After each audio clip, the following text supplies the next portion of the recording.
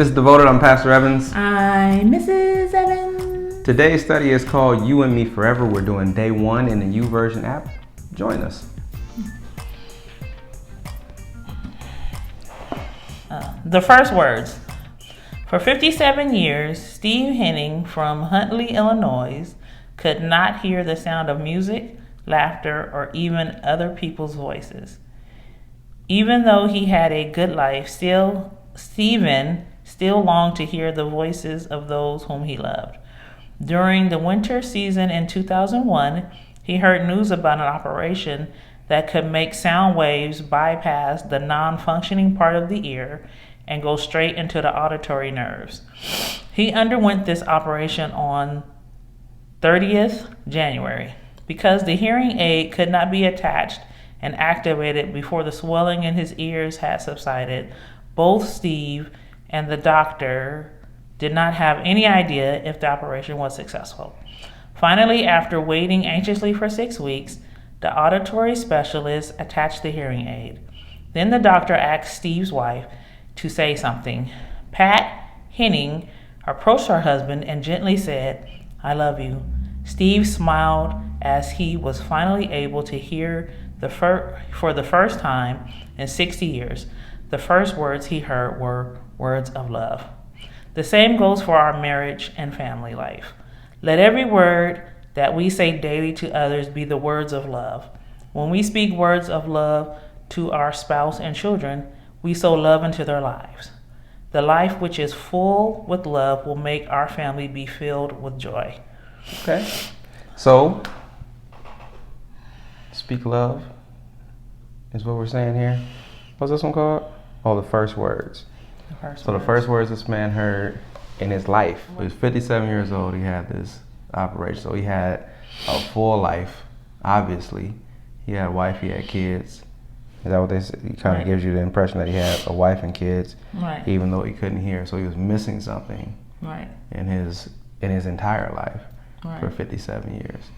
And he heard about something that could help. I think that's an interesting point. He heard about something at 57 that could help him live a better life. I mean, there was something that he had to go through to get to it. Right, but that's like in with our journey as Christians. Mm-hmm. A lot of times we're not born into Christianity, so to say, as far as like our parents being Christian. And sometimes we are, and then we leave the home, our family home, and we forget because we never really had a relationship. Mm-hmm. And then we're 57 when we finally realize that there's something out there that can help. Right.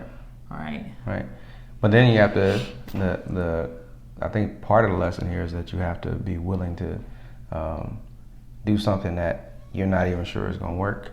Right. To get something that might be better. Right. Because he was deaf, like he never heard anything. He didn't know if it was going to work. Right. But he was willing to do something to see if it might help. And I imagine that if you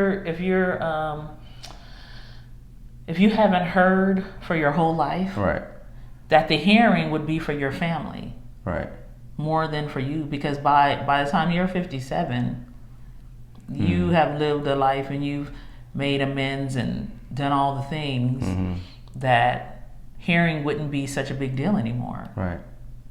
But or maybe it was a big deal to him his whole life. He just got used to not being able to do it. Right, but that's why you then are like, should I do this? Because my life is fine. Right. And if I do it and get my hopes up, but you do it for the family, you do it for your wife, you do it for your children, so that you can interact with them in a different way, so that you can hear their voice. Right. I don't know if it said how long he had been married, but for the entire time of their relationship, and that's kind of piggybacking on what you said about you do it for your family. For the entire time of their relationship, she had to adjust and change her whole way of communicating so that she could communicate with him. Right. So maybe she was longing to be able to just talk to him. Maybe he read lips or not, but maybe she was longing to be able to talk to him. Mm-hmm. So this whole 6 weeks that he was waiting for the swelling to go down and see if the operation worked, she was waiting too. Right. Like I can't imagine like having to wait 6 weeks to see if an operation worked. You know what I mean? So I don't know what else. You want to say anything else about that part? Yeah, because a little bit, I could see how it could be a little scary for him. Mm-hmm.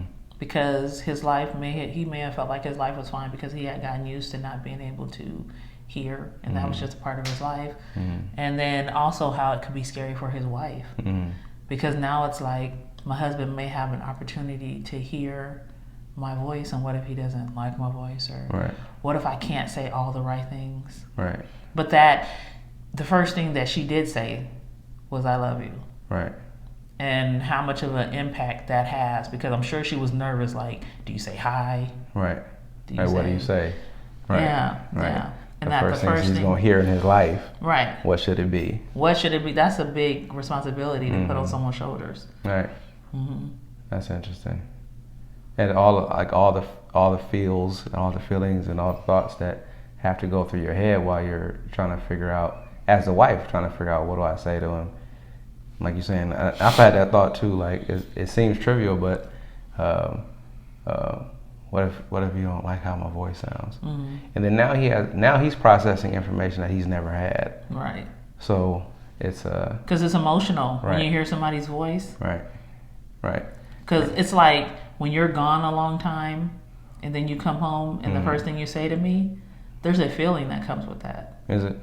There's not for you? If I'm gone a long time, and I come and I say Wuda, it's an emotional feeling. It's not necessarily the words, but just the sound in my voice, or the sound in your voice, and what kind of feeling is attached to that. Because for some people, they hear their spouse's voice and they're like, "Oh Lord, I won't do this." Right.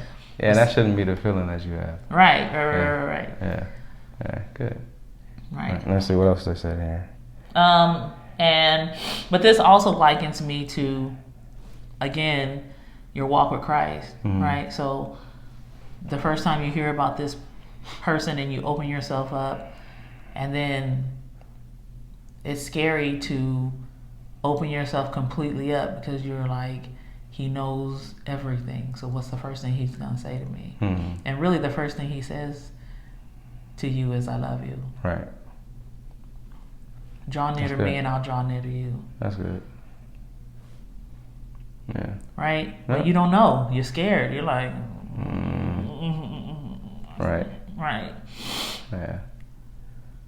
Right. Let's see. Steve Smile was funny over here.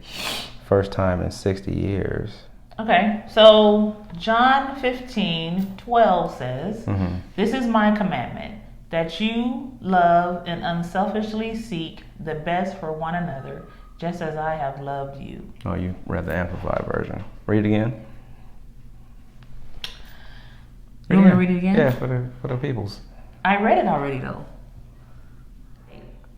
"This is my commandment, that you love and unselfishly seek the best for one another, just as I have loved you." Right. I want you to read it again, because that second part, love and unselfishly seek the best for one another. Right. That's why I like the Amplified version. It gives you a little bit more of the context. Right. So, did you want to say anything about that? So for us in our marriage, and for you and your marriage, and loving in general, the loving is to unselfishly seek the best for other folks, right? Because the Bible says that God is love, and He talks and gives us the characteristics of what love is. Right. And all of those things, all of those characteristics that you get are giving, seeking the best for others, thinking about others first. But it says to love and unselfishly seek. Right. So the verbs are love and seek. Right. So it's two different things. Right. Okay. So seek the best for other people. Right. Seek the best for other people. Right. And not just always be concerned with what you're going to get out of it. Right. Right. Because she wasn't. I don't think that she was concerned necessarily about how it was going to make her feel. But I think she was concerned about how he would feel to hear her voice. Right. What he would think when she said those first words. Right. Yeah.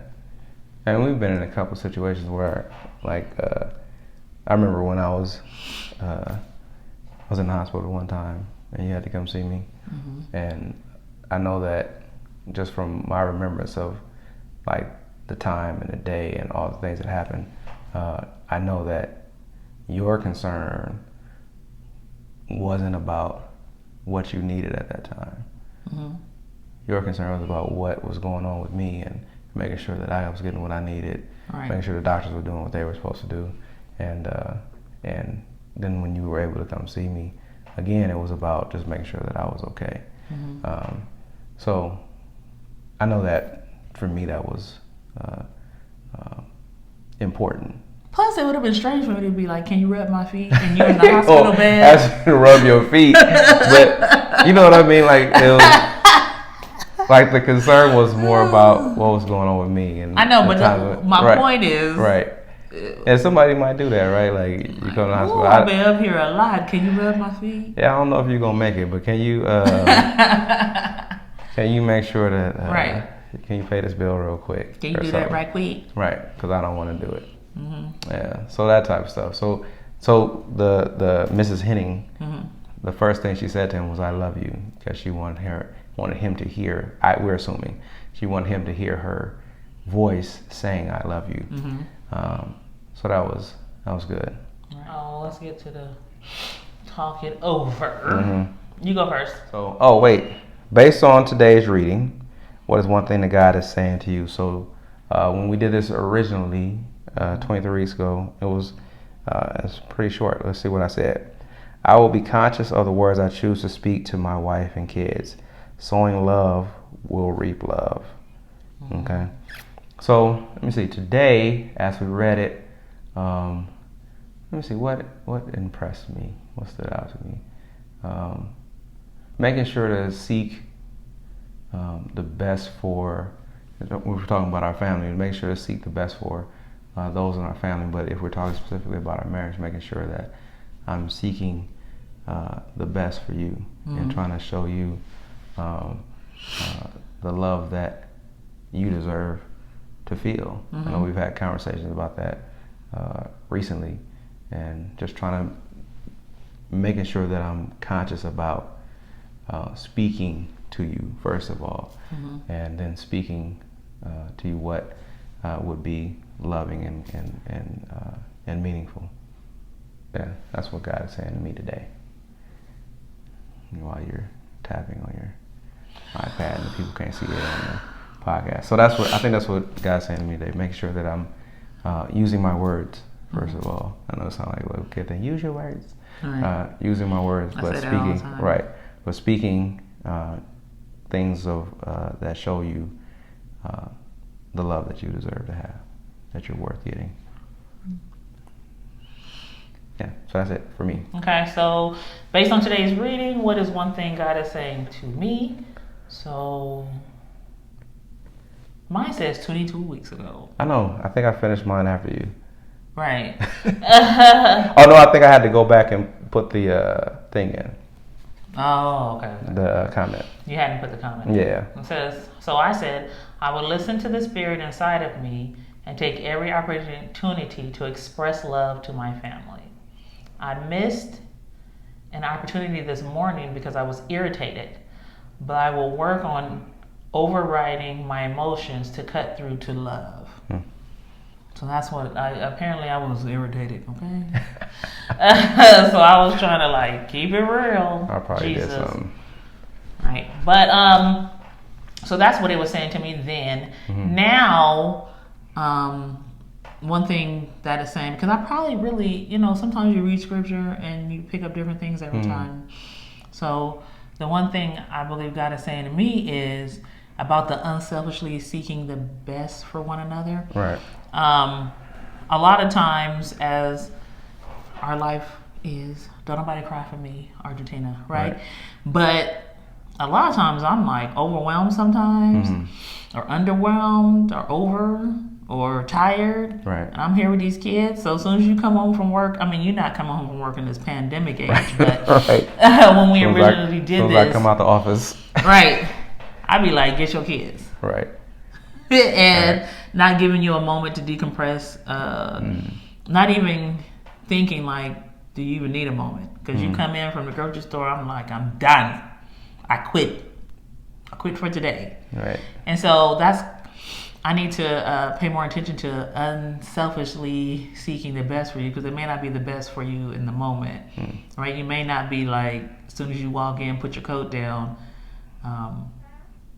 you might need a minute, or you might need to do what people do, wash your face, brush your teeth, or whatever. Right. But I'm so quick to want to relinquish this thing that's been causing me havoc all day that I'm like, I don't care. As soon as you come home, you get these kids, or you cook this food. Right. Because I'm already doing 600 things. Right. Right. And so that's what God is saying to me. Pay a little more attention to what's happening in the moments. Okay. That's good. All right. Want to say anything else? All right. This has been Devoted. See you next time.